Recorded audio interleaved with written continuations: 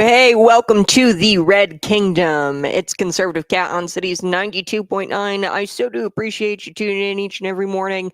We've got a lot to get to, so I'm gonna ask that you text in 309-451-9299. Interact today. If you have any questions, we've got a lot of heavy lifting to do. So first, I want to talk about it's October 1st. Okay, so this means the October surprise is going to be happening. We had, the Trump assassination attempt. It was on my bingo card, kind of. I thought that they would attempt his life. I didn't think that they'd attempt his life twice. But we are going to see something crazy happen in October, and here's what I think it is. Over 45,000 U.S. port workers have officially gone on strike from Maine to Texas. This is the first time they've done this since 1977. So currently you've got 50,000 members of the International Longshoremen's Association, the ILA. They're on strike for the first time since 1977. They're stopping operations at the East and Gulf Coast ports of the United States. This is a big deal. So according to the Associated Press, the strike has disrupted, and it will disrupt, the flow of imports, exports, potentially. This is going to be one of the most significant work stoppages in decades. This is going to be a big deal. So the dock workers, they're picketing. They started picketing shortly after their contract expired at midnight. Okay, so this is breaking news. This is huge. There is no agreement in sight. Okay, so there is a significant gap, according to the Associated Press, between the union's demands and the offer from the United States Maritime Alliance, which represents foreign-owned shipping lines, terminal operators, and port authorities. So they've got to negotiate some sort of deal. Okay, the strike is expected to block the movement of a wide range of goods. So it's going to get rough this month. They're going to let you. This is all planned. It's a psyop. This is staged. Okay, so I can't be any. I think that this is the October surprise. Bookmark this episode of Conservative Cat. Today is October 1st. Mark my words. I think that this is all staged. It's all planned. It's going to get rough because there's going to be a wide range of goods that we won't be able to get. So that's toys, fresh fruit, furniture, clothing, household items, automobiles, European automobiles. So this is the Kamala Harris October surprise psyop. The dock strike, the dock workers striking, it's all staged, and they've set it up to where Kamala Harris is going to swoop in. She's going to negotiate a deal, and then she saves the day. And then the mainstream media is going to make her out to be some sort of hero. Let's take a listen. This is a dock worker talking about the strike. Here we go. But today's world, it's changing into the future. They're not making millions no more. They're making billions. And they're spending it fast as they make it. I want a piece of that for my men, because when they made their most money was during COVID. When my men had to go to work on those piers every single day, when everybody stayed home and went to work. Not my men. They died out there with the virus. We all got sick with the virus. We kept them going. From Canada to Maine to Texas, Great Lakes, Puerto Rico, now the Bahamas, everybody went to work during COVID. Nobody stayed home. Well, I want to be compensated for that. I'm not asking for the world. They know what I want. They know what I want. And if they don't, well, then I have to go into the street and we have to fight for what we rightfully deserve. These people today don't know what a strike is. Right. When my men hit the streets from Maine to Texas, every single port will lock down. You know what's going to happen? I'll tell you. First week, be all over the news every night, boom, boom. Second week, guys who sell cars can't sell cars because the cars ain't coming in off the ships. They get laid off. Third week, Malls start closing down. They can't get the goods from China. They can't sell clothes. They can't do this. Everything in the United States comes on a ship. They go out of business. Construction workers get laid off because the materials aren't coming in. The steel's not coming in. The lumber's not coming in.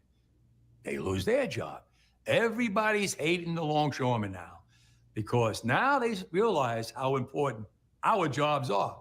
Now I have the president screaming at me, I'm putting a Taft-Hartley on you. Go ahead. Taft-Hartley means I have to go back to work for 90 days as a cooling off period. Do you think when I go back for 90 days, those men are going to go to work on that pier? It's going to cost the companies money to pay their salaries. Well, they went from 30 moves an hour maybe to 8. They're going to be like this. Who's going to win here in the long run? You're better off sitting down and let's get a contract and let's move on with this world. In today's world, I'll cripple you. In today's world, I'll cripple you. That's what he says. So this is important, folks, because this is the October surprise. Okay, Kamala Harris, she's going to swoop in, she's going to negotiate a deal, and the mainstream media is going to make her out to be some sort of hero. It's all fake, it's staged. So this is my, I guess, let's call it a prediction that this is going to happen. Mark this episode as, hey, today's the day that Kat said that the mainstream media is going to make her out to be a hero. Kamala Harris is going to swoop in and negotiate this deal, and that's going to take her over the edge for November. We have to be buckled in, tuned in to conservative Kat, and not listen to the mainstream. The mainstream is going to make her out to be a hero. We know what they're doing. We know that this is all a game. All right, I do want to get to a couple of things this morning. Border Union destroys Kamala Harris's little PR stunt there at the border. She went to the border and she had like this little cheap PR stunt that she did with, I don't even think she met with border agents, border patrol agents. She met with like higher ranking border patrol union members, and it was a complete PR stunt. It wasn't authentic at all. And the border union actually destroyed her and called her out for this and said, hey, no, we are not supporting her. Actually, you've got Border Patrol tweeting that out on X, and then they pinned the tweet up to the top. So you know it's bad when the Border Patrol, they have to come out and say, hey, no, we did not endorse Kamala Harris. And then they pinned that tweet up to the top of their feed so everybody could see it.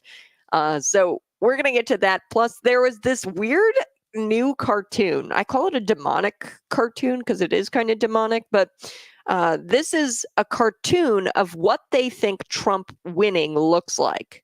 The lefties, right? They dropped this, and it just shows you how bad Trump derangement syndrome is. Wow, just wow, this video. You've got to watch it. It's a cartoon, but they go through and Democrats are making cartoons now of dictator Trump to try to get you to think that him winning means the end of the world. Quite literally, it would be apocalyptic if Donald Trump won, which whatever happened to cooling down the rhetoric, releasing cartoons, painting him as Hitler. I mean, come on. All right, a little bit later, I do want to talk about CNN. They have discovered that blue state parents pass down their hate to their offspring, to their children, and red state parents don't. Why? Because red state parents chalk it up to, all right, hey, it's a disagreement. It's just a disagreement. And you don't have to hate the person, just hate the ideas. And the blue state parents say, nope. You got to hate the person, and you can't associate with that person if they differ from your belief system. And you have to hate that person. Okay, so CNN discovered this. I'll be getting to that here in just a second. But first, let's talk about Kamala Harris's little border stunt, a PR stunt, okay? So a couple of years ago, Kamala Harris had everything to do with the border. But now that she's running for president, she wants everyone to think that she didn't oversee the worst border crisis in American history.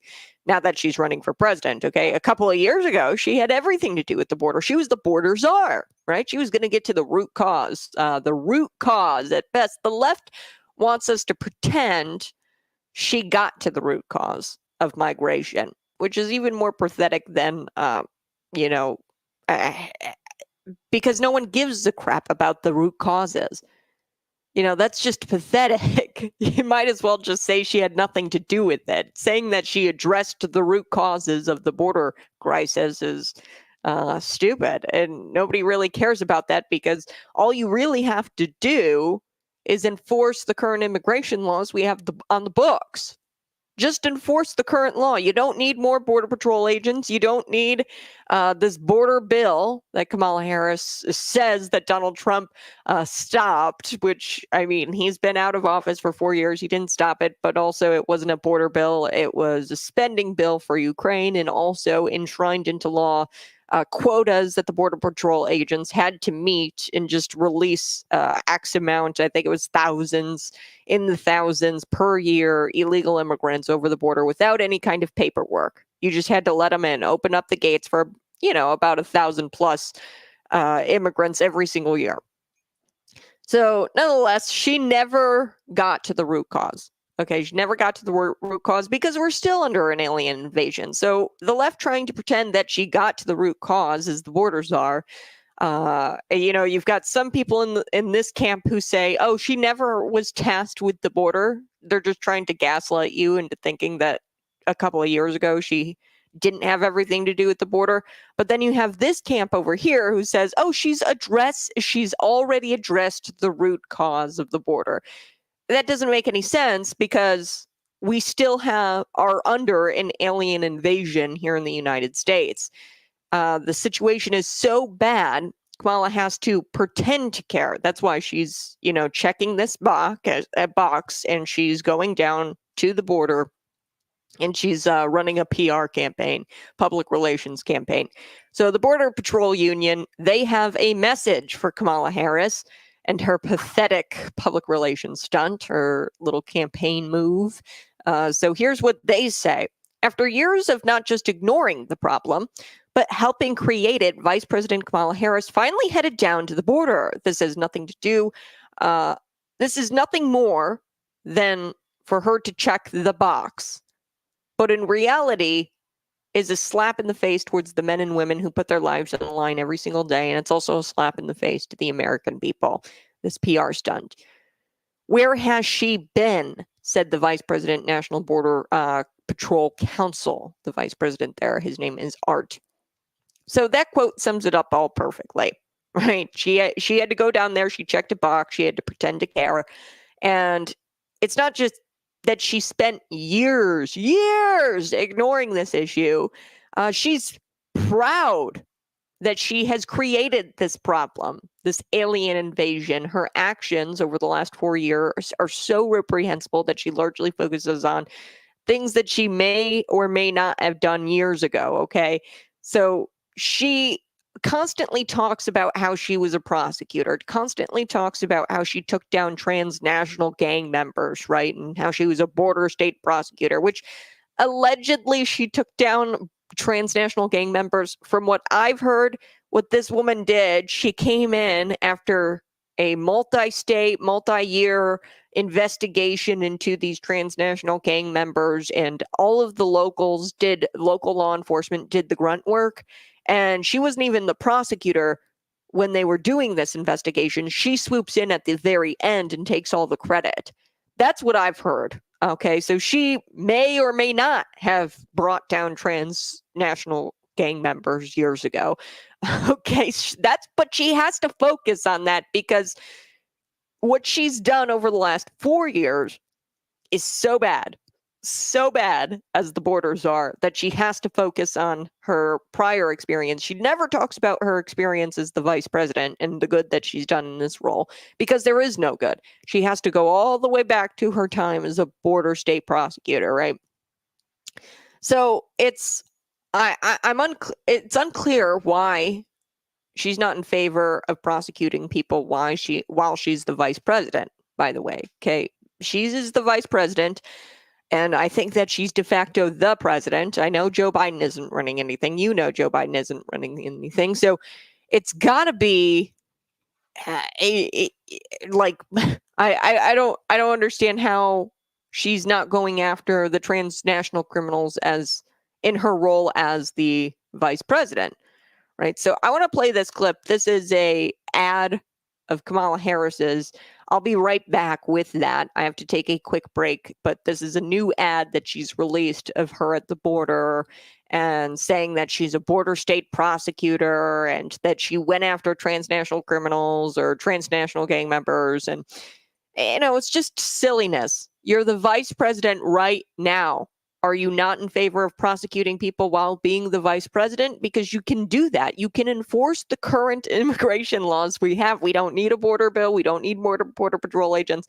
What we need is for you to enforce the current immigration law. All right, I do have to take a quick break, but we're going to play this ad. When we come back, I've got more for you. I've got to talk about Tim Walz and JD Vance. Yes, Tim Walz and JD Vance are going head to head in this debate tonight. So we're going to get to that. Even Scott Jennings from CNN can't deny what a complete dope Tim Walz is. And I've got breaking news on Tim Walz, actually. This morning I woke up and I was like, wow, I've been talking about this for months. For months. Tim Walz, he is now connected to the CCP. So, whistleblower reveals information on Governor Walz's ties to the CCP. I've talked about this. I've talked about how it's odd that a school teacher goes and visits China 30 plus times. It's weird. It's weird that he and his wife, Gwen, they lined up their wedding anniversary to be on the anniversary date of the Tiananmen Square massacre. So now, according to whistleblower disclosures, we've learned and this is the GOP Oversight Committee, they've learned of a non-classified Microsoft Teams group chat among DHS employees and additional intelligence reports. So we've got this group chat, we've got additional intelligence reports that contain information regarding a long-standing connection between the CCP and Minnesota Governor Tim Walz. He's a pathetic coward. He's going up against JD Vance, and he's having anxiety. No, quite literally, there's reports of him having anxiety about tonight's debate. So I'm going to get to all of that. I promise today's show is something you don't want to miss. I'll be right back.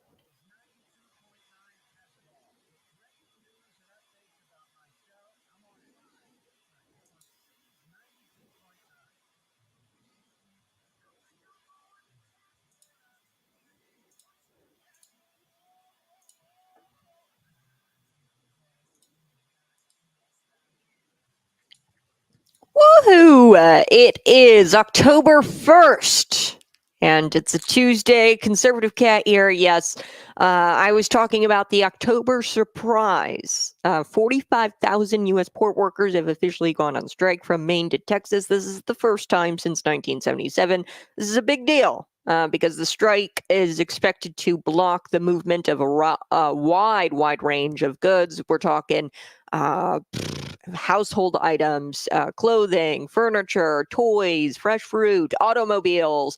And I'm calling it the Kamala Harris October surprise. Why? Because I think that the dock is staged. I think that the dock strike is staged, that the dock workers are staging this for Kamala Harris to come swoop in, negotiate this deal, and then the mainstream media makes her out to be some sort of hero when she negotiates a deal. I think that this might be the October surprise, but be on the lookout, folks. Text me 309-451-9299. What's the October surprise? How are they going to get Kamala Harris over that finish line? She's not polling very well, especially after her interview that she did. Her first interview that she did solo, by the way, because the first interview that she's ever done was with Dana Bash, and then she interviewed as in a team with Tim Walz. So her sit-down interview with Stephanie Rule was solo, of course, pre-recorded, taped, edited. So after that interview, she looked like an idiot, and I don't foresee her going up in the polls at all. So something has to happen in order for Kamala Harris to go up in the polls. And I think that they're going to try to negotiate this deal and make her out to be the hero who did it and fixed the work stoppage, because this is going to affect a lot of people. It's going to affect a lot of people. They're going to stage this. They're going to make it miserable for you, and then they have to make it miserable for Kamala Harris to swoop in and be the hero.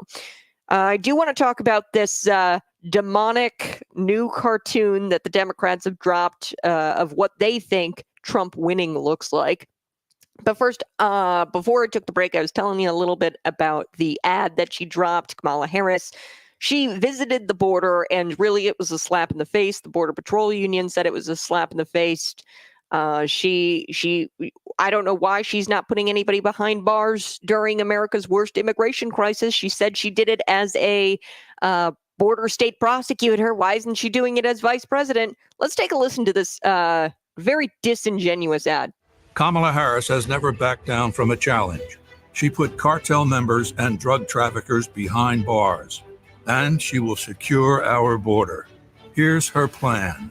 Hire thousands more border agents, enforce the law and step up technology, and stop fentanyl smuggling and human trafficking. We need a leader with a real plan to fix the border, and that's Kamala Harris. I'm Kamala Harris, and I approve this message. All right, so it's very unclear why she needs more Border Patrol agents when all she has to do is enforce the current immigration law. Why is she trying so hard to stand on her record from, or really it's her lack of record from years ago, okay, and not her record as vice president? She only talks about her time as a border state prosecutor. She doesn't talk about the time that she's been in the vice presidency. She doesn't talk about that experience. Why? Because she sucks as vice president. And she also was terrible as a border state prosecutor, as I told you, when she claims that she took down transnational gang members. I've seen reports that she came in at the very end of that years-long investigation where they brought down this gang. And it was a lot of the local law enforcement there, the locals who did the ground or did the grunt work. They were on the ground, and then she swoops in, and then she takes all the credit. So, as the Border Council said, Kamala's visit was nothing more than a slap in the face, and she mocks Americans by pretending to give a crap about the border. All right, I got to move on. I'm going to move on to this cartoon, because Democrats are now making cartoons of Donald Trump being a dictator, which is silliness. We all need a good laugh on a Tuesday, right? I don't know about you. Tuesdays are always harder for me than Mondays. Mondays, it's like, okay, everybody kind of expects you to have like a case of the Mondays, but Tuesdays, you're like, it's still in the beginning of the week. I haven't gotten myself used to the work week yet. So I think that we all need a good laugh on a Tuesday. And if you've been following this presidential race, you know that the left and the media think that Donald Trump being reelected is literally the worst thing that could ever happen to America, and that it's going to destroy America. If you've been following the news, Trump's a dictator, Trump's a dictator, Trump's Hitler, Trump's a threat to democracy, right? Democracy, poof, gone. The Constitution, shredded. I don't understand, because we're going to have cats and dogs living together in harmony. They're going to not they're not going to be eaten by Haitian illegals. And people are going to, how could this be? They're going to be forced to use a bathroom according to their gender that they were born with, aka their gender. It would be complete chaos according to the left. I think that cats and dogs not being by Haitian illegal immigrants and people using the bathroom that corresponds with their gender at birth, which is their gender, by the way. I think that is not chaos. In fact, it's actually peaceful. Okay, cats and dogs not being eaten, and people just using men using the men's restroom and women using the women's restroom. I don't think that's chaos. These people think that Donald Trump getting in would lead to chaos, and that would mean people would have to use or people would use different bathrooms, and if Trump gets in, then that all goes away. So I want to read this tweet. This is a guy, his name, I don't even know who this is, but this guy has reached peak Trump derangement syndrome. Okay. So this fella, he posts this, he goes, "If Trump wins, I will have no choice but to take my own life." Yes, we have people out there, some guy on X talking about how he's going to take his own life. Trump's school shooter style manifesto, Project 2025, spells mass murder of basic human rights. Your decision at the ballot box as life and death consequences for queers. Yes, I will have no choice but to take my own life. This is really, really quite sad. If Trump wins, I'm going to take my own life. So a group of lefties, maybe just one guy, one white dude for Harris, I don't really know. I just saw this cartoon on Not the Bee, and I felt like I had an obligation to share it with you as a radio host. I wouldn't be a good radio host if I didn't share this with you. But it's a cartoon, and they made this cartoon, and basically this cartoon is depicting Trump as a dictator, and it's just something you've got to watch. If you're on YouTube, you'll be able to watch it, but the sound is good too. Just know that it's a cartoon style, I don't even know what you call those, comic. It's like a comic cartoon style, and they're trying to depict Trump as a dictator, of course. And this is nothing new for the left. I'm going to get to that here in just a second, but take a listen. This is just coming in. It's now looking likely that Trump has beaten Harris to the White House. The Constitution may be overturned.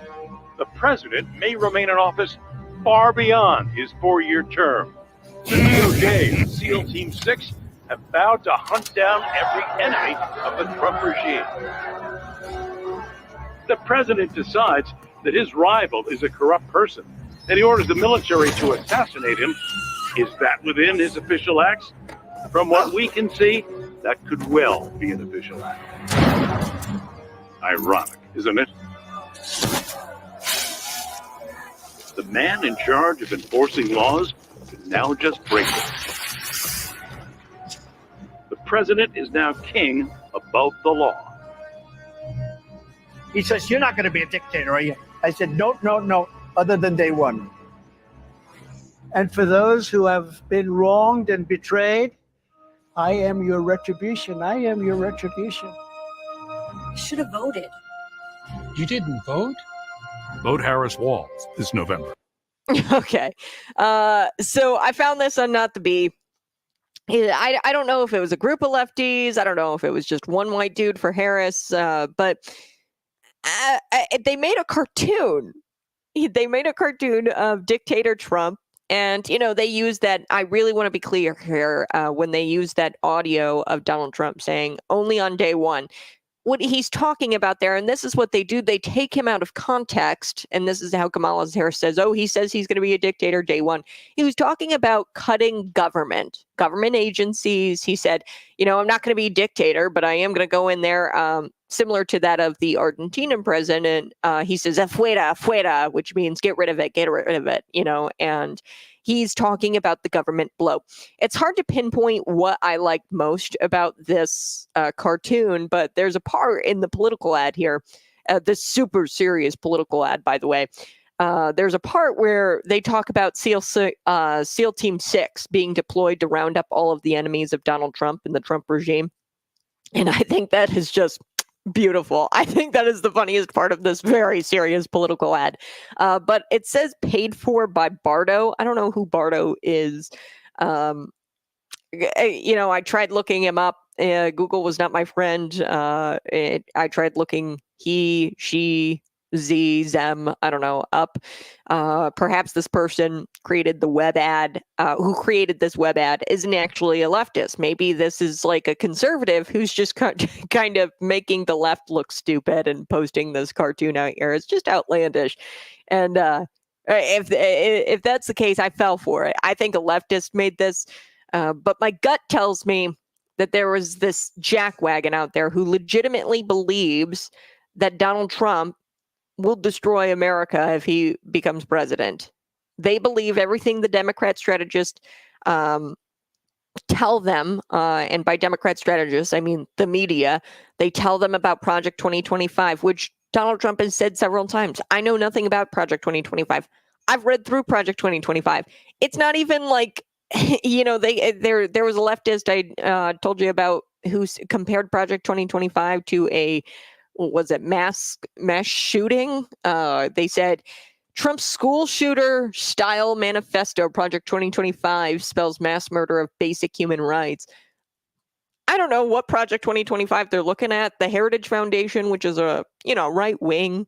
It's not like super moderate or anything like that, but it's not super extreme. The Heritage Foundation isn't an extremist group. I've read through a bit of Project 2025. It's more right-wing than Trump, but it's not extreme, right? I've read through some of it, and it's not even that bad.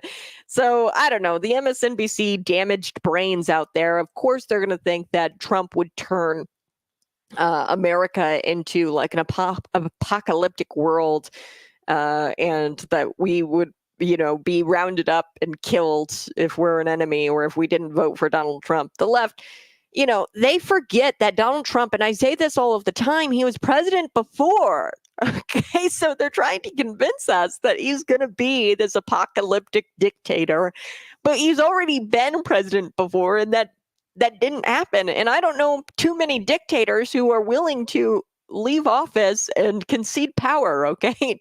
You think Hitler was like, oh yeah, let me just leave office and concede power over to Joe Biden. I mean, what? After all, President Trump, he might have his political opponents arrested. And that's not right. Only Democrats get to arrest their political opponents and have their political opponents arrested. Duh. So that's already happening. What they accuse Donald Trump of, they're doing. Okay. And they have done for years. Okay. So, they've always called, I think it was Bush, they called Ronald Reagan, they've called literally every Republican a dictator or Hitler since, they did it to Nixon. This has been going on. The left does this. I'm voting for Donald Trump based on the economy, the border, national security, the Supreme Court. These are some serious issues that the Biden-Harris regime they're terrible on. And I'll be voting for Donald Trump because of those reasons. However, I do like voting for Donald Trump and giving these leftists like conniptions, post-apocalyptic conniptions like this. This is a bonus. I'm glad that, Donald Trump is out there making the leftists' heads pop. All right, I do have to take a quick break, but you're listening to Conservative Cat on Cities 92.9. We'll be right back.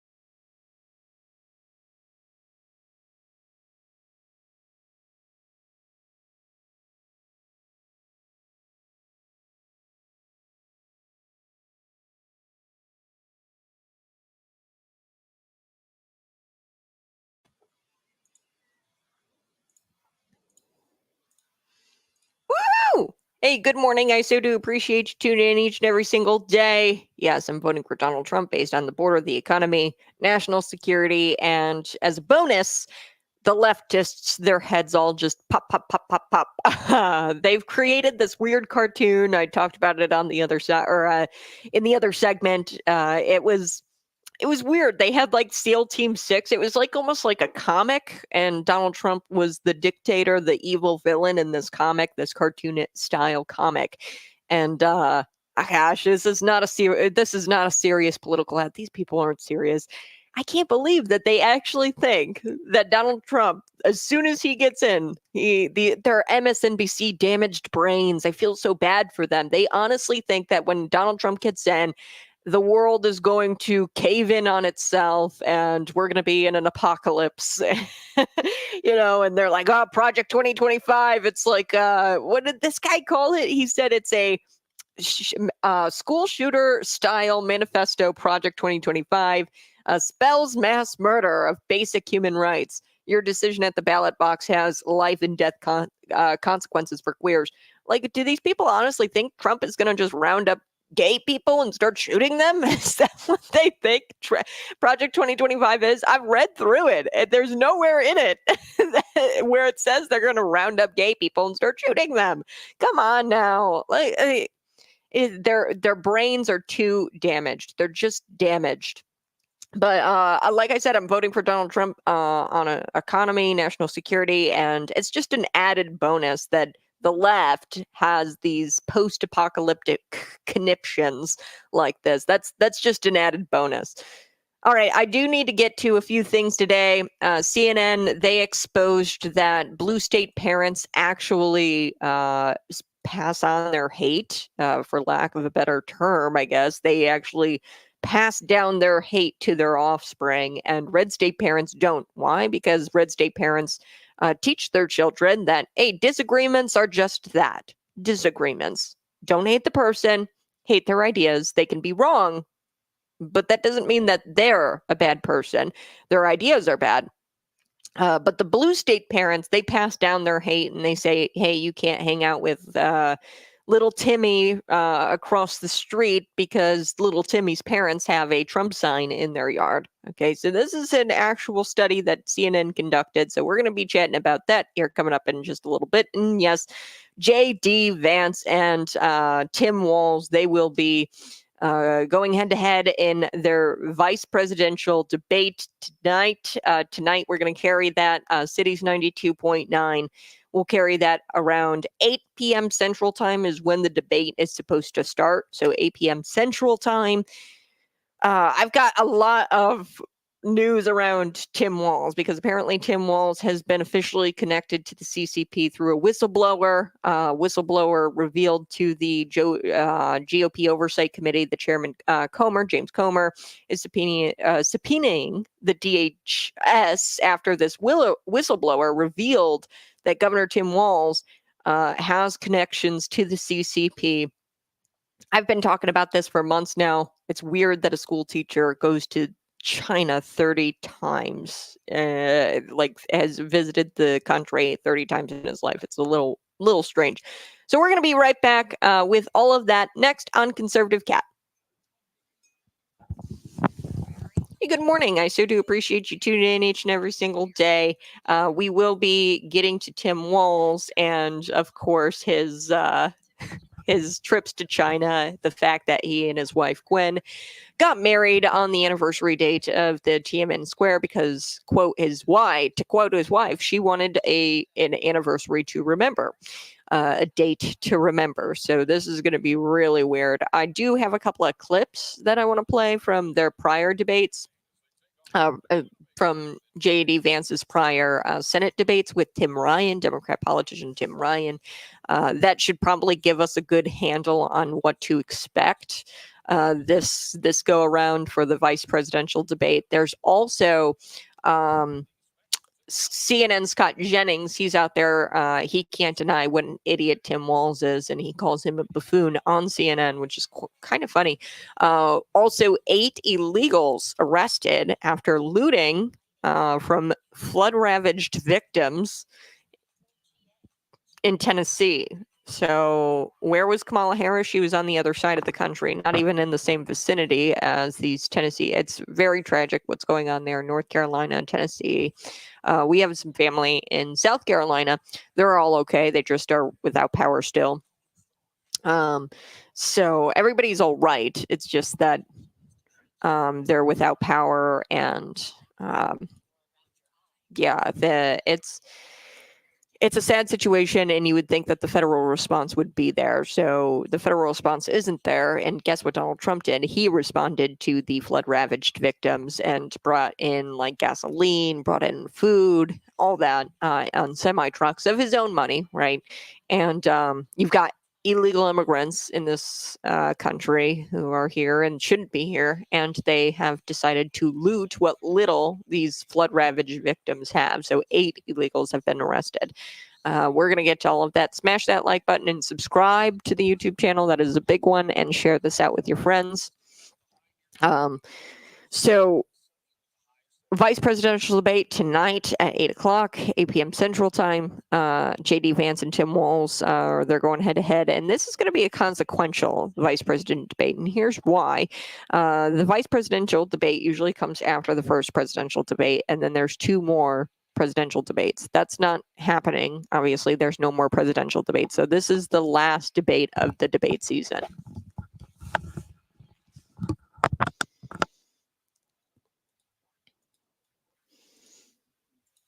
This is the most consequential vice president debate in history, because typically vice presidential debates, they come after the first presidential debate, and then there's 2 more presidential debates. So there's always one vice presidential debate, but there's no more presidential debates. So this is the last debate of the debate season. So you're going to want to be here for it. Cities 92.9, we're carrying it on the radio. They will have it, Cities 92.9. Fox News is going to be streaming it. It is a CBS debate, so yes, the moderators are going to be teaming up with Tim Walz against J.D. Vance. So the Harris campaign is already lowering expectations. So according to sources within the CNN team, according to sources in CNN, according to sources in his team. So this is, it's a far removed.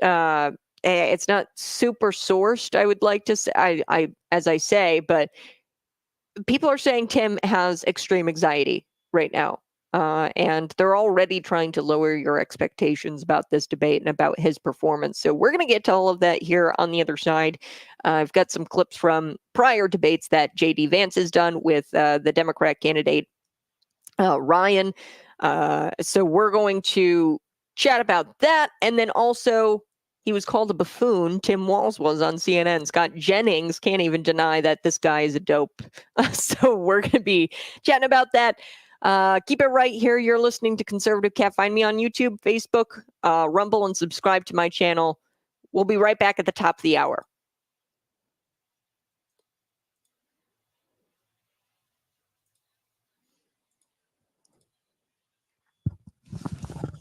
Hey, good morning. So do appreciate you tuning in each and every single morning. Smash that like button if you're watching. I really would appreciate it if you subscribe to the YouTube channel. Yes, breaking news. Tim Walz, he has been tied to the CCP, which I've been talking about for months now. I think that it's very odd that you have a school teacher when they're like, oh, I'm middle class. I'm middle class.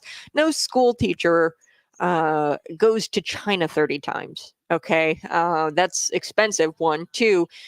It's weird. At that rate, you're a regular, right? I go to a restaurant maybe 5 times and they know my name. That I'm considered a regular.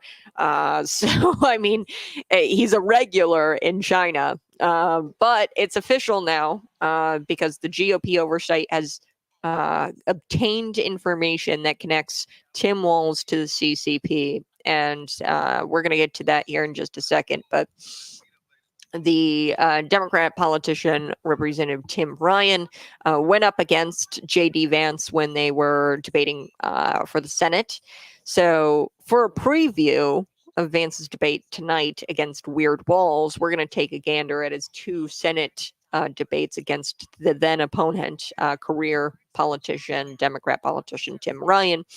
We're going to take a look at that, but also there's so much to get to this morning. I do want to chat about this 8 men who were arrested. They were illegal immigrants. They were arrested for looting on Saturday in a flood-ravaged section of Washington County. This is in Tennessee. And they face charges. They're facing aggravated burglary. Some of them are facing burglary charges. But a news release states 5 men were charged with aggravated burglary for breaking into occupied structures, and 3 were charged with burglary.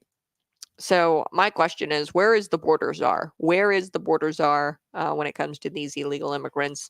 8 men looting already flood-ravaged victims. Smash that like button if you're watching. Subscribe to the YouTube channel. Is she going to set up a bail fund for these 8 men, these 8 illegal immigrants like she did? And I want to be clear that she opened the southern border for these criminals to flood into these communities. She's praised defunding the police, specifically in Los Angeles. She advocated for decriminalizing illegal immigration. She compared ICE agents to the Ku Klux Klan. She even promoted the Minnesota Freedom Fund, which we know was a bailout fund for violent rioters during the BLM riots. And she authored legislation that would have ended cash bail on a national level. We in Illinois understand the fallout and what happens when you end cash bail. Things like shootings at ISU's, Illinois State University's campus, happen. And she also crafted legislation that would eliminate mandatory minimum sentencing. So she is no friend of law enforcement, okay? Kamala Harris. And, Trump called her out for not being in Tennessee. She was out fundraising with radical left lunatics, as Trump called them, leftist donors. And they had been on the other side of the country in California. And he called her out for it. He said she should be here. She should be here responding to the crisis that is in North Carolina, Tennessee, these mountain slides, right? These there's a lot of weird things that happened. I don't know. I know I'm not going to go down those rabbit holes, but I will tell you that those rabbit holes are out there if you want to go down them yourselves. That there are things called lithium mines, specifically in Asheville. Asheville was completely destroyed, and people are suggesting that the lithium mines were targeted in this flooding. I don't know how the government would have been able to do that, but there is a rabbit hole out there if you want to go down that rabbit hole. I will be back in just a couple of minutes. Smash that like button, share this out with your friends. And we're going to take a quick break, but I'll be right back with Tim Walz and JD Vance.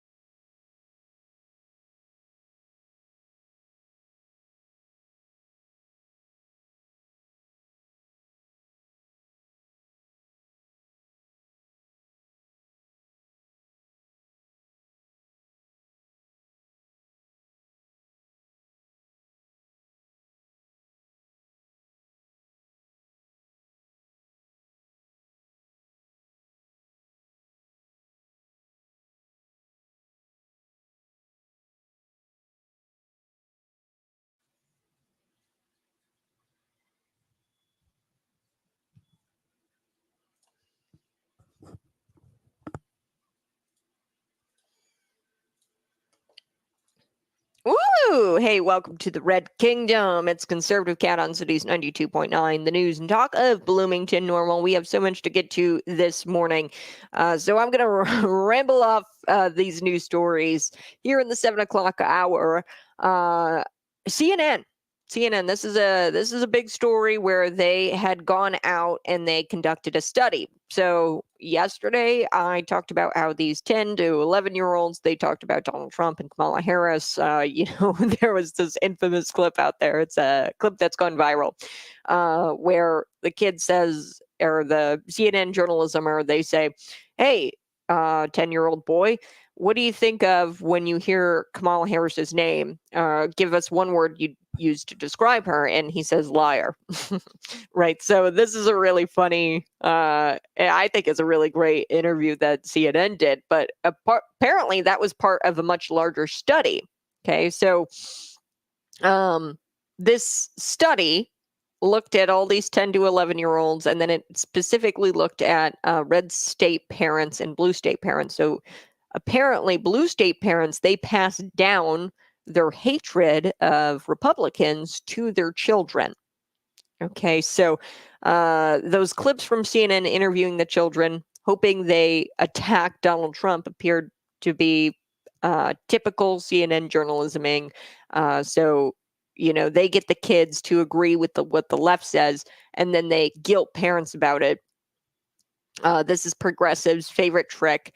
But it turns out all of these clips were part of a larger study, and accidentally, I think the study exposed how blue state parents pass their hate down to their children in a way that red state parents just don't. Why? Because red state parents, they actually teach their children that disagreements are just that. They're just disagreements. If you don't agree with somebody, that doesn't mean they're not a good person. It just means you disagree. So real quick, I want to play this clip from the interview. This is a 10-year-old girl talking about the Kamala Harris race, and she comments on Kamala Harris's race and gender. This is a little black 10-year-old girl. Here we go. It'd be good for us to have a black woman as president for the first time in history. Yeah. But my vote's kind of still on Trump. It'd be good. My vote's still kind of on Trump. I love that. I love that so much. Shit, what a little nuisance she is to the CNN journalismers there. See, even she understands. Toddlers know that insignificant birth rates don't matter when it comes to the presidency. Okay, what matters is the economy, national security, and if you're going to do the job well. So let's take a listen to this clip going and taking a deep dive into looking at these children's answers. CNN conducted a study. So here we go. Overall, the biggest finding, the children in the study were polarized, with what researchers called more extreme responses from the blue state kids than the red state kids. Donald Trump, he did bad things. He's like Hitler. He only wanted to be president so that he can just control everybody. Trump is supporting January 6th now. I remember that January 6th was a bunch of Republicans believing Trump. I feel like they thought Trump was a god. People got arrested. I think one officer died afterwards. That was a big day. The study found that these Democrat-leaning kids were about 9 times more likely to express negative emotions about Donald Trump than Republican-leaning kids were about Kamala Harris. Why might that be? Psychologist Ashley Landrum has some ideas. So Donald Trump is a very polarizing figure, and it's very possible that the kids are reacting to their parents reacting to Donald Trump being a very different kind of political figure than what we've seen before. So do the red state kids hold as strong of attitudes? Well, not when we're talking about Kamala Harris. In part, that could be because they don't know that much about her. Landrum was also curious about how kids saw their peers in the political divide. So do you think that the kids that live in those two houses would be friends with each other? They can. There's no law breaking that. It doesn't matter if you are different by skin color, or it doesn't matter if you are different by people. You can still be friends. The study found that Republican-leaning kids were more open to visiting a Democrat-supporting household. The Democrat-leaning kids were about 5 times more likely to say they would not want to go to a pro-Trump house. Would they be okay with you going over to somebody's house who is really supportive of President Trump? No, No? And why not? because they know that he's not like black people, so they will not be happy to see me. It's actually so sad. So Democrat-leaning kids, they were close to 10 times more likely to express negative feelings toward Donald Trump than Republican-leaning kids are towards Kamala Harris. They didn't have as strong of emotions against Kamala Harris. Also, Democrat-leaning kids are more likely to not want to play with kids if you have a Trump van sign in your yard. This is so sad. This researcher interviewed the kids from the red state, Republican-leaning kids, and then blue states, Democrat-leaning kids, to see their politics and how they're being molded. And what they discovered is shocking. Okay. When you look at this, it means that the parents are passing down their hate. Okay. Of course, this makes sense. You know how fueled by hate the left is. You and I understand that. However, a CNN viewer might find this surprising if they're listening to me this morning. This is kind of surprising. I mean, I didn't know it was this bad, the polarizing nature, and really it's the fault of the Democrat parents, okay? They're passing down their hatred. And the researcher attributed this, of course, in the interview, CNN, naturally, they attributed this to Donald Trump. Oh, this is Donald Trump's fault. You see, he's such a polarizing character, and he's so polarizing. In people's ignorance, they said that it was because they didn't know much about Kamala Harris, and that's why they didn't have such negative feelings. The Republican-leaning kids had such negative emotions towards Kamala Harris is because they don't know her as much. That's one theory, or maybe it has something to do with the left constantly pushing, and by the left I mean the media and Democrats. They constantly accuse you of being transphobic, fatphobic, homophobic. They constantly accuse you of the isms, racism, and they accuse you of that just because you disagree with them. If you disagree with Democrats about anything, for whatever reason, they accuse you of being hateful and wanting people to literally die. This, says nothing about how the media and the left have called every GOP candidate since the 60s Hitler. Every single GOP candidate. Did you know that? The left and the Democrats have called every single candidate. Of course, this has nothing to do with that. Of course, it has everything to do with that. The reason why these kids are so have such negative emotions toward Donald Trump is because it's been generation after generation after generation being told by Democrats and the media that GOP candidates are Hitler, okay? The voters who grew up during that time, during the 60s, 70s, 80s, whatever, they were taught to do nothing but hate conservatives over every policy disagreement because they were told that every policy disagreement was based in hate. If a Republican disagrees with you, that means that they hate, insert minority group here, blacks, they hate trans people, they hate gay people. Okay, we were told, voters have been told this, that if you disagree with a conservative, the reason why you disagree with them is because they're hateful and you're not. Okay, and they're Hitler and you're not. So there's been this division for years now. They've called every GOP candidate, the left and the media have called every single GOP candidate Hitler since the 60s. Those people have grown up. And of course, they've passed down their hatred of GOP candidates onto their children. I think that that's more, it's not Donald Trump's fault. It's the fact that there's been generational hatred and division sowed into these children. So as opposed to right-leaning kids of that time, they chalk up disagreements to just that. Hey, it's a disagreement. We're raising our kids, right-leaning parents, we're raising our kids to not hate people who think differently than us.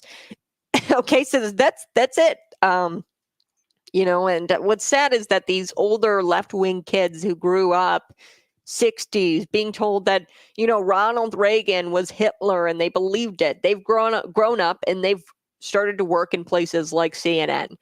Okay. And it's just this vicious cycle where you grow up, you work in places like CNN, and you continue to sow division and hatred and call GOP candidates Hitler just because they disagree with you on policy. All right, I do want to get to J.D. Vance and Tim Walz today because they're going to be going head-to-head at 8 o'clock tonight, 8 p.m. Central Time. We will be running the stream on Cities 92.9, so we're carrying that debate at 8 o'clock tonight. So you can tune in to Cities 92.9 and listen. We're going to get to that, plus CNN's Scott Jennings.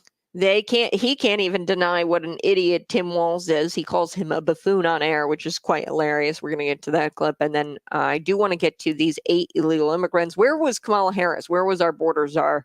She was out campaigning in California when these 8 illegals were looting these poor victims, these flood-ravaged victims in Tennessee.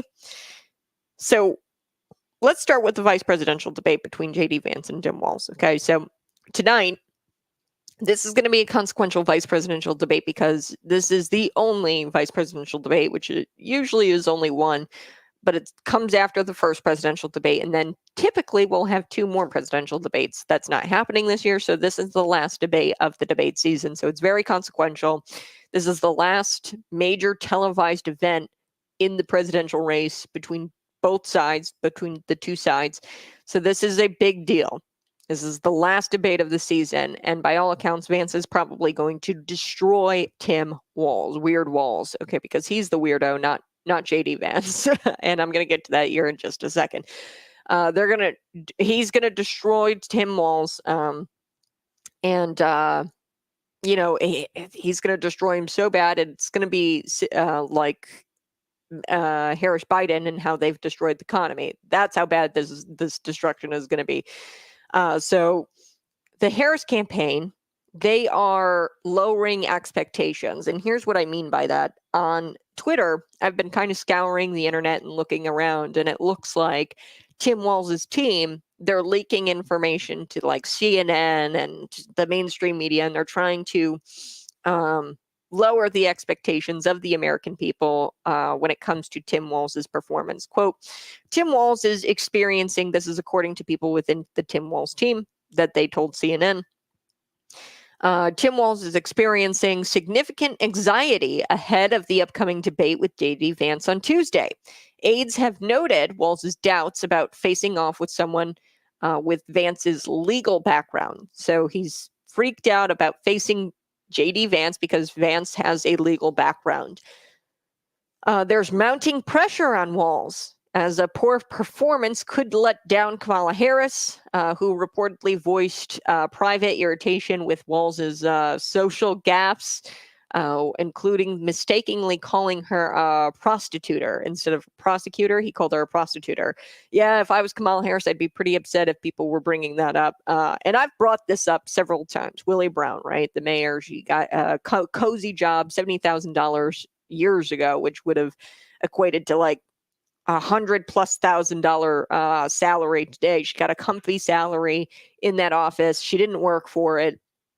And I bring it up now. All of her, she's not the way she climbed that political ladder is not by being a woman that you take home to meet mom. Okay. She climbed that political ladder in a very unethical way. And she continues with that trend because she became the nominee in a very unethical way. She shouldn't have become the nominee because she received no votes. Okay. They, ripped Joe Biden out of there. It was a de facto coup against Joe Biden to get him out of there. The top Democrats threatened to invoke the 25th Amendment, and she's still climbing the political ladder in unethical ways. So to bring up her relationships with people like Willie Brown, and I mean, yeah, I don't think that that's wrong to bring that kind of stuff up. But he mistakenly called her prostituter. So this was a gaffe. And she apparently, Kamala Harris, has voiced private irritation with Walz because of that comment, because he called her prostituter. Gwen Walz is upset that her husband is being subjected to this whole ordeal of debating J.D. Vance. You know, this doesn't sound like a joyful campaign, right? I mean, the whole time I'm reading through this and like I'm scouring the internet and looking at all of this, and it seems like he's experiencing anxiety. It seems like Kamala Harris is upset with Tim Walz. It seems like Gwen is upset that her husband is upset. Where's the joy? I thought that this was the campaign of joy. It doesn't sound very joyful. So J.D. Vance has been fantastic. He's been a good running mate. I know he doesn't poll well, right? If you trust the polls, but that's not really his job as to poll well as the vice president. He's got a couple of things that he's got to do. One is to advocate for the presidential candidate's agenda and talk about the policies he's going to implement. You know, no tax on overtime, no tax on tips, child tax credit. These are things that J.D. Vance constantly talks about while on the campaign trail, and he's supposed to serve as an attack dog. And I think that he does a great job with both. He does a great job serving as the attack dog, going after the media and whipping them into shape, and then also going out there and expressing what Trump plans to do. So for a preview of Vance's debate with Timmy, with Weird Walz, we're going to take a look at the prior two Senate debates against then opponent, career politician, Democrat Tim Ryan. Now, that's the guy he went up against, J.D. Vance. Ryan tried to hit Vance with the accusations of course, racism, right? We all know that that's their go-to is racism, you're transphobe, blah, blah, blah. And Ryan tried to hit J.D. Vance with this, of course, because he's a Democrat and that's their go-to. And J.D. Vance just schooled this guy, okay? And the moderators and Tim Walz, they're probably going to do the same thing. They're going to accuse him of racism. They're going to accuse him of being a supporter of what is called the Great Replacement Theory, which is really just the idea that Democrats are importing illegal immigrants, and they oppose illegal immigrant restrictions because they want voters. Okay, that's what the Great Replacement Theory is, that they want new voters. The Black community no longer votes Democrat because they're sick and tired of being lied to, so now they need a whole new pool of voters, and that's why they are opposed to any kind of illegal immigration restrictions. And that's all the Great Replacement Theory is, which isn't that outlandish. But here's Tim Ryan during the U.S. Senate debates with J.D. Vance trying to accuse him of being a supporter of the Great Replacement Theory and calling him racist. Here we go.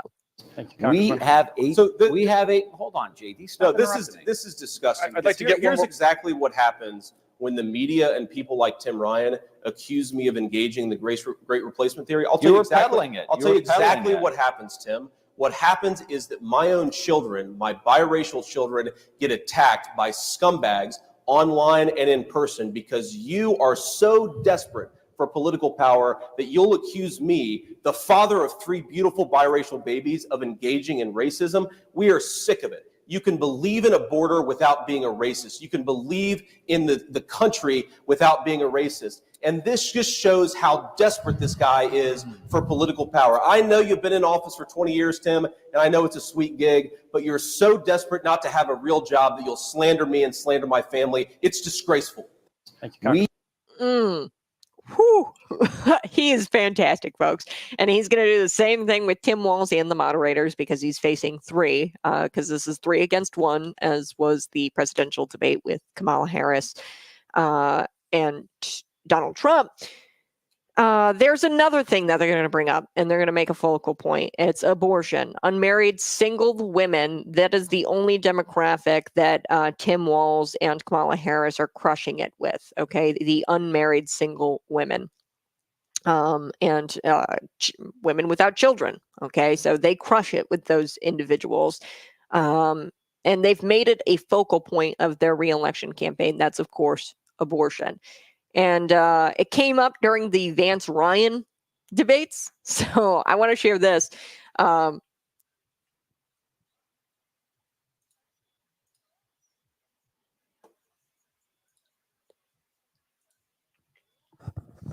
So I do want to share this on the other side. I came up against a break there, and I do want to share this. Tim Ryan, and he's a Democrat politician, was career politician. J.D. Vance unseated him after serving in that position for 25 plus years.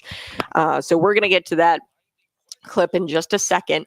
And they use these horrific stories, right? They used it with Amber Thurman. I debunked that story several times, where they try to say that the Trump's abortion bans, in Georgia, which, they're trying to attribute these abortion bans to Donald Trump because the Supreme Court ruled in Roe v. Wade, and this was a ruling that every legal scholar, if you talk to this wasn't a partisan issue. They wanted to give it back up to the states, to make decisions on how they're going to legislate abortion. Georgia, they have a 6-week ban. And this Amber Thurman woman, she was late to her scheduled abortion in North Carolina. She lives in Georgia. She had to go get an abortion in North Carolina. She was late to her scheduled abortion, surgical abortion. So when she got there, the North Carolina clinic gave her abortion pills. She didn't take them in North Carolina. Rather, she took them in Georgia. And she had complications. These abortion pills are very dangerous. That's honestly what killed her, because she took them, she bled out, and she passed out. Okay, then she was transferred to the hospital. This is where Democrat activists and abortion activists, they'll say that the Georgia hospital did not provide her care or did not perform a D&C. Because it's against the law, which is not true. The law provides provisions in there where, hey, doctors, you have to save the life of the mother and perform D&Cs if that's going to save the life of the mother. Okay, so she was having twins. She already had a chemical abortion. At that point, they were obviously focused on saving the life of the mother. But she was already so far gone. Okay, she passed out from bleeding on these abortion pills. Okay, and then she went to the hospital. Now, I don't know if these doctors did not perform the D&C and did not attempt to save her life. That's on them. That's not on the Georgia law. Okay, the Georgia law is very clear that these doctors need to take priority of the mother and take priority of the patient who's living. And there was no question that they could have saved that woman's life. HIPAA prohibits you, obviously, Hippocratic Oath. The Hippocratic Oath prohibits you from, not acting in the best interest of your patients. And this was medical malpractice if they decided not to perform a D&C because of the abortion law. There's provisions in there that say, hey, if the mother is dying, then perform a D&C. There was no... If you're misinterpreting the law, that's on you. Okay, clearly that was medical malpractice if they didn't perform that D&C, which is the expelling of the uterus, and cleaning out the uterus, which is really, really sad. She was pregnant with twins. But this woman, nobody wants to talk about how Amber Thurman made poor decisions. I mean, how many poor decisions do you get to make until you lose your life? Okay. Unfortunately, it's tragic. It's sad. But a lot of her poor decision making led to her death. Ultimately, you can make poor decisions that ultimately lead to your death. That's not a controversial thing to say. For example, smoking. If you continue to smoke a pack a day and you die from lung cancer, are people going to say, oh no, like this is so tragic? How dare they, how dare they sell cigarettes? No, I mean, cigarettes on the cartons, it says don't do it. Everybody says don't do it. Everybody says it's bad for you. And if you continue to do it, then that's of your own decision, right? And she made poor decisions, several of them, leading up to her death ultimately. So I'm going to play this Tim Ryan clip here in just a minute. But you're listening to Conservative Cat on Cities 92.9. We'll be right back.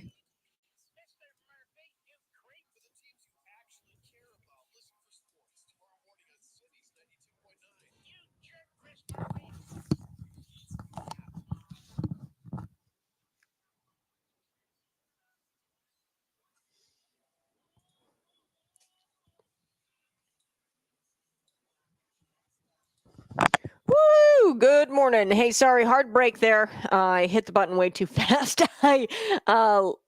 Before I took the break, I was telling you a little bit about abortion. Okay, they're killing it. They're crushing it. Tim Walz and Kamala Harris, of course, with unmarried single women, women who have no children. They're crushing it with them. So they've made abortion a focal point of their reelection campaign. This issue came up.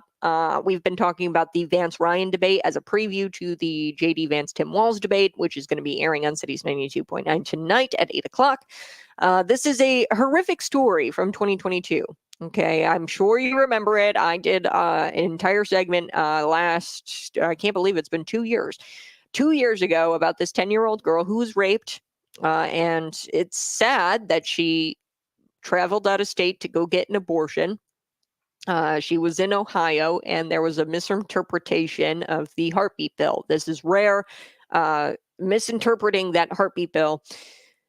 It was not supposed to be misinterpreted that way, but it did. So this was an extreme case that has been used by Democrats to paint Republicans as extremists for not supporting abortion up until birth. Okay, so Republicans, they just say, hey, let's not support abortion up until birth. Let's not do this. And they, try to make you out to be some sort of extremist. So this is the Tim Ryan. Tim Ryan was a Democrat politician that J.D. Vance unseated for the U.S. Senate. And he was in there for years, 20 plus years, something like that. A career politician, loved his comfy gig and fought hard against J.D. Vance. But J.D. Vance was fantastic in this debate. Tim Ryan, he attempted to use this horrific story from 2022 against J.D. Vance and paint him as some sort of extremist on abortion. And Vance explains his real position on abortion as it's specific to this case. And he went for the jugular. He destroyed this guy. Let's take a listen here to the U.S. It was an old debate that J.D. Vance did. This is a preview, and this is probably how it's going to go with Tim Walz and the moderators tonight. As an exception. Look, I've always believed in reasonable exceptions. This is a misrepresentation of my view, but let's hear it from me, not from Congressman Ryan. I absolutely think the 10-year-old girl, the case that we've, of course, heard a lot about, an incredibly tragic situation. I mean, look, I've got a 9-year-old baby girl at home. I cannot imagine what that's like for the girl, for her family. God forbid something like that would happen. I have said repeatedly on the record that I think that girl should be able to get an abortion if she and her family so choose to do so. But let's talk about that case, because why was a 10-year-old girl raped in our community, raped in our state in the first place? The thing the media and Congressman Ryan, they talk about this all the time.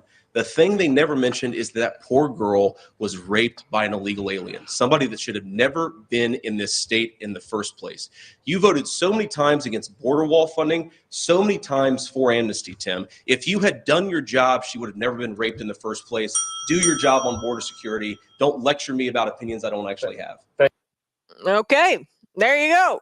Vance destroyed Tim Ryan. And I'm sure tonight's debate is going to be just as fun. And they do this all the time. They grip onto a story. Amber Thurman, I've debunked that several times. Amber Thurman unfortunately lost her life due to many, many poor decisions that she made.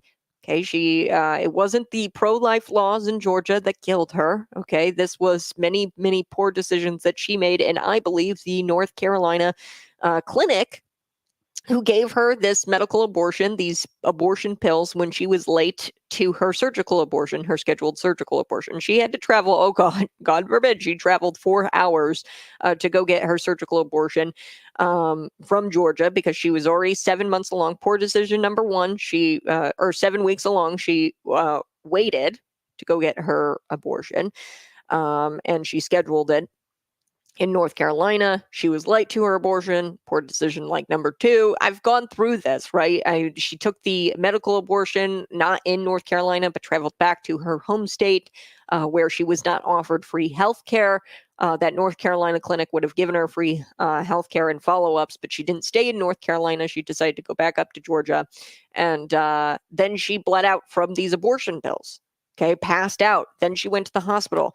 And there they were supposed to perform a D&C I guess it took a long time, and they're trying to say, abortion activists are trying to say that the hospital misinterpreted the Georgia laws. And if they did, that's on them. Okay, the Georgia law is very clear that you need to save the life of the mother. The Hippocratic Oath, you shall do no harm to your patients. And if you just let her bleed out there and you could have saved her life, that's on the medical professionals and the medical industry there at that hospital. They should have done something. That's not on the law. And there were several bad decisions made up to that point. Much like the 10-year-old girl, nobody wants to look at the catalyst, right? Nobody wants to look at, hey, what was the catalyst for this in the first place? And the catalyst was in the 10-year-old girl being raped and having to travel to get an abortion. There was a misinterpretation of the law. Yes, sure. In Ohio, the heartbeat bill, there is exceptions for rape in Ohio, and it was misinterpreted, which is tragic, unfortunate. But also, she was raped by an illegal alien who shouldn't be here in the first place, and is here due to people like Tim Ryan. Tonight's debate should be fun. I do need to take a break, but when we come back, Tim Walz has been connected to the CCP. Yes, officially, a whistleblower has disclosed that he has ties to the CCP. I've been talking about this for months now, speculating and thinking about, well, it's kind of odd that he has gone to China 30 plus times. It's kind of odd that he says one man's communism is another man's neighborliness or something like that. He is a communist, and he officially has been exposed of having ties with the CCP. So I'll be right back. It's Conservative Cat.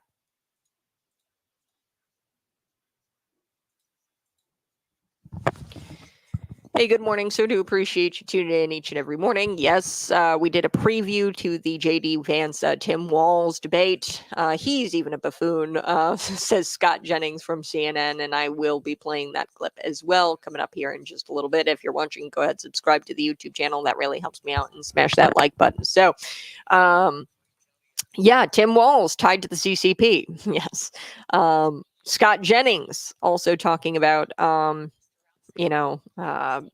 JD or Tim Walz as a buffoon, says he's a buffoon, gives his reasons why.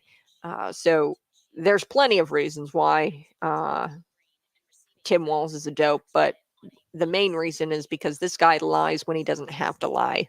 He lied about his wife having IVF. Really weird to lie about that. He lied about his military service. He said that he served in combat. He didn't. He also lied about receiving, I think it was the Nebraska Chamber of Commerce endorsement, which it's like, why lie about that? Like, clearly you're going to be caught in these lies. These are lies that are easily fact checkable, and he lies for no good reason. This is clear that he is a narcissist. He's not even really a good liar. Okay. He's not good because it's like, lie about something that nobody can fact check, right? And they have a hard time fact checking. So Jennings, he actually made fun of Tim Walz for bragging that none of his students during I think it was the campaign stop, he bragged about how, or it might have been at the DNC. I think it was at the DNC where he bragged about none of his students being able to attend Ivy League schools. Which I mean, or that they weren't smart enough to attend Ivy League schools, which is kind of crazy. Why would you brag about something like that? And it just goes to show you how poor public education is. Don't take my word for it. Just look up your reading rates, your math rates in your local district, whatever that may be. I promise you they're abysmal, because they're all abysmal in the state of Illinois. Kids can't read at grade level. Kids can't do math at grade level, and it's getting worse and worse. But Tim Walz brags about it like the good public school teacher that he is. And they try to use the Tim Walz being a school teacher thing as like a selling point. If anything, it kind of makes me like not want to vote for him. And I'm not saying that there's not good public teachers out there. There are some good public teachers out there, public school teachers. I'm not saying that. However, the current state of our public education and the results coming out of that, the system there, it's not good, and nobody should be proud to be a public school teacher right now, even if you are a good one. The rest of the bad eggs who, brag about none of their students being smart enough to attend Ivy League schools, they make you look bad. Okay, so if I was a public school teacher right now, and even if I was a good one, I wouldn't want to tell people I'm a public school teacher just because the results are so bad. Graduation rates, they're way, way, way higher, and the math and the rating scores are low, which tells you all you really need to know. I bring up this story quite a lot because I lived through this. It was really weird. This girl, she was a sophomore in college, and she didn't know how to spell. And I thought to myself, what? She's a sophomore. How did she get past high school freshman year? I don't understand it. And that's the current state of education right now, is just pass everybody through. There's no reason to be excellent anymore in schooling. So let's talk about Tim Walz being tied to the CCP. Here we go.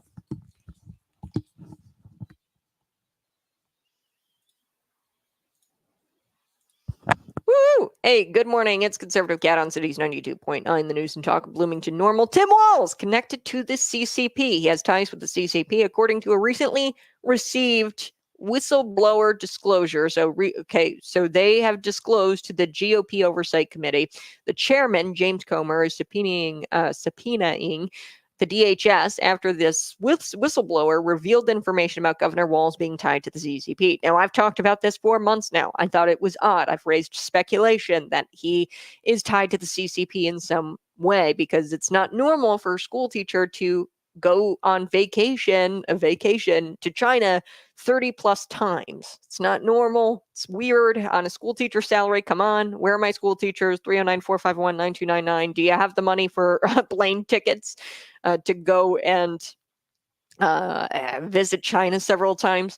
So according to this recently received whistleblower disclosures, we've learned the GOP Oversight Committee has learned of a non-classified Microsoft Teams group chat among DHS employees and additional intelligence reports that contain information regarding a long-standing connection between the CCP and Minnesota Governor Tim Walz.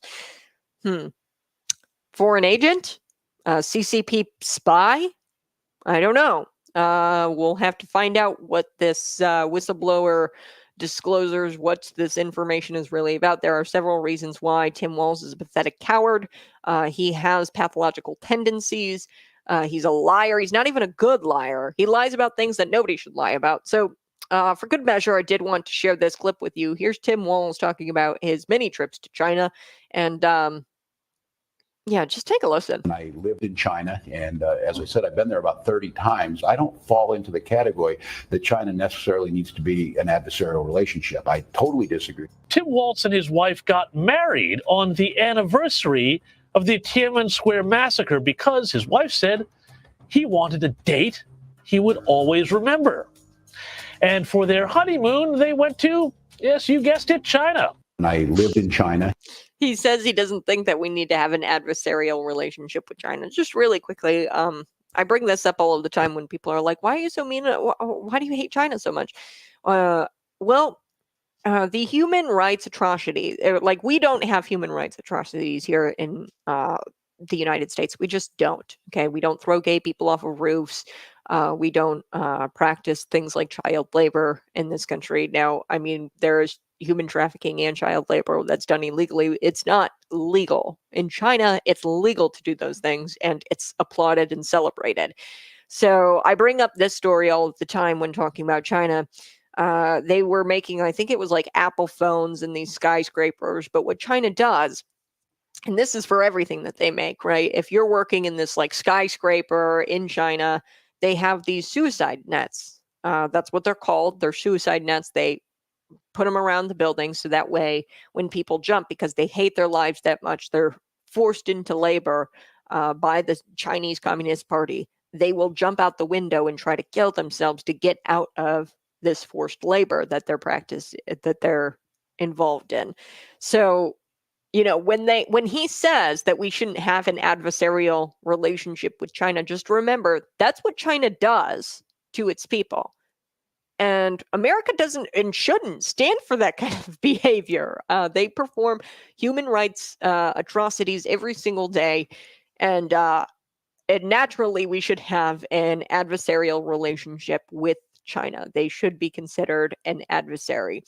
And Tim Walz saying that they shouldn't be is very concerning, especially being that he is going to be the second, or could be the second most powerful person in the world.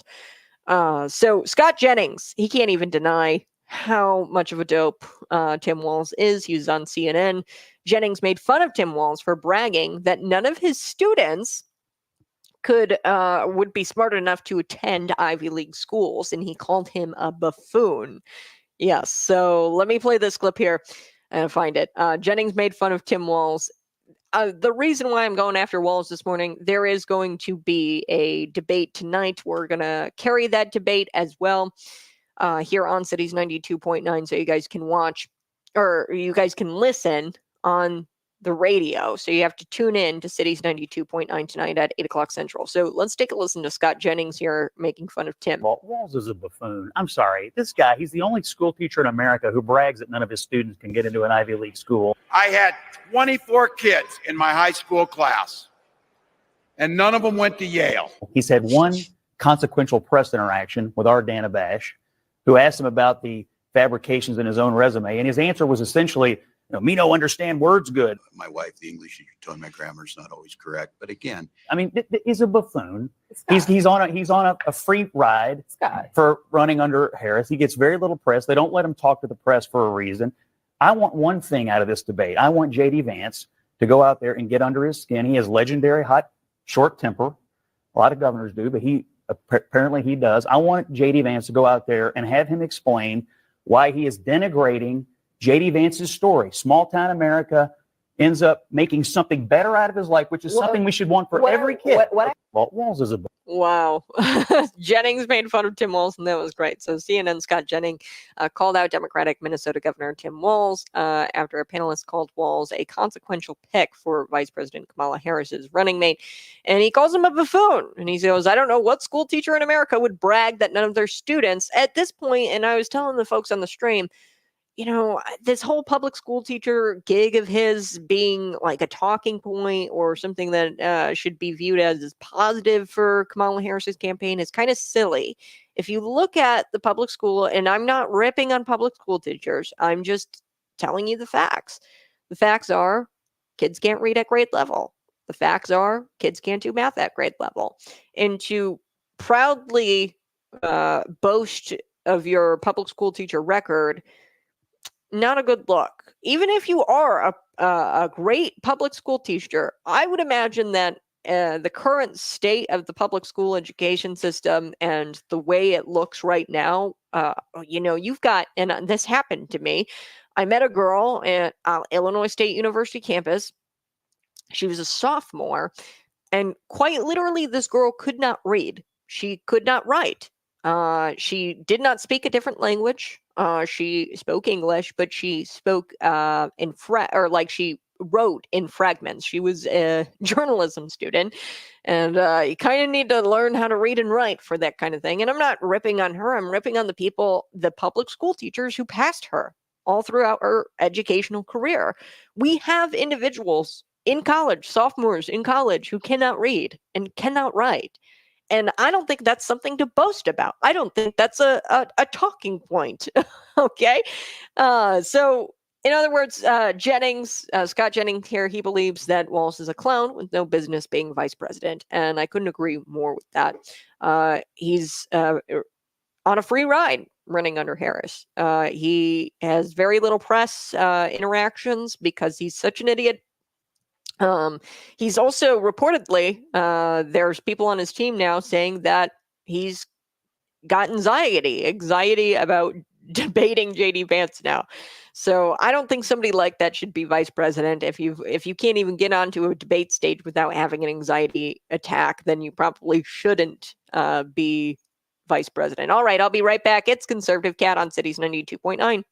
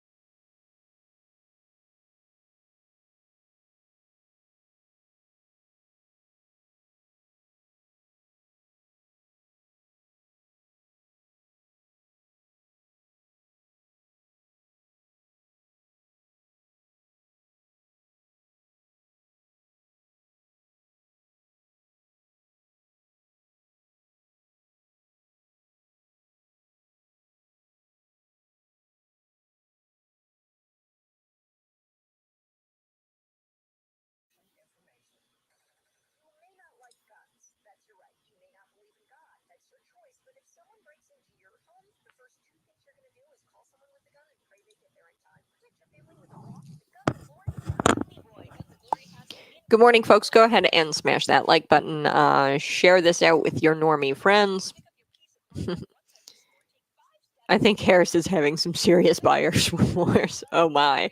Yes. So there's reports now that Tim Walz is having anxiety and having issues with debating JD Vance, and that Gwen is kind of upset that her husband is having to deal with this.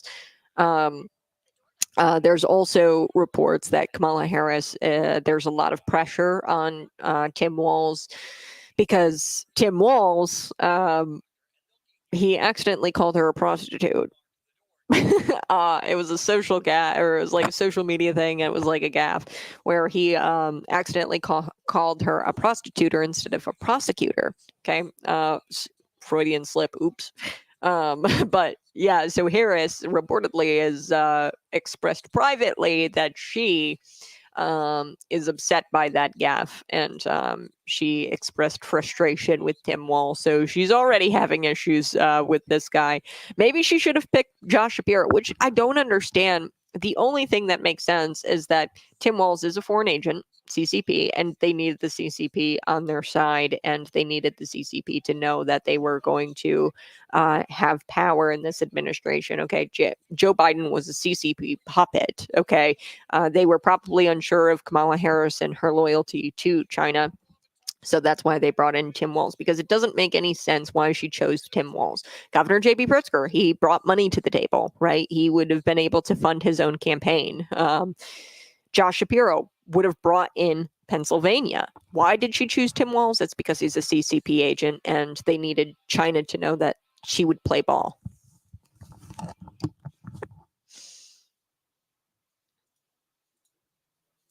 Hey, good morning. It's been a fun show. I so do appreciate you tuning in each and every single morning. Yes, so I got to hand it to Radical Democrat Tim Walz to take a genuine story of someone overcoming adversity and turn it into a bad thing. Okay, I've watched, what is it, Hillbilly LG. That's JD Vance's story, his like memoir essentially. And, you know, his story is quite amazing. He comes from small town America, and he made something better out of his life. His mother was an alcoholic, abused drugs, things like that. And he overcame that adversity and made something of himself and succeeded in life. But this is what the left does. They take something uncontroversial, something objectively good, and they twist it into something evil because somebody that they despise is affiliated with it. Okay, so objectively turning around to making your life a great thing, or making your life good and succeeding is objectively a good thing. The left has twisted it and made JD Vance into this weird boogeyman. So he's got a military background. Walz is kind of freaked out about allegedly, for according to some reports. It's all very hush-hushed, unnamed sources right now, but apparently Walz is terrified. He's having anxiety. He is feeling the pressure from Kamala Harris, especially given his gaffes where he called her a prostituter, and he's kind of nervous that he's going to slip up. So he has trouble putting sentences together, okay? He has problems with grammar, as he admitted when, you know, that was the reason why, the reason he gave is for lying about his record, his military record and his service, where he lied and he said he went overseas and served in combat zones. That's a lie. And the reason he gave the reason that his grammar is bad, that's why he messed up and said that. Okay. But the debate is tonight at 8 o'clock Central. You guys have a blessed day, a blessed rest of your day. I so do appreciate you tuning in each and every single morning. We'll do it all over again tomorrow morning. Find me on YouTube, subscribe to my YouTube channel, and find me on Rumble. Like the show, share this out. We'll be back at it tomorrow morning, but catch the debate tonight, the vice presidential debate. It's the most consequential debate, a vice presidential debate, because there's no more presidential debates after this. So this is the last debate of the season right here on Cities 92.9 at 8 o'clock. Catch you tomorrow. Bye-bye. Love you.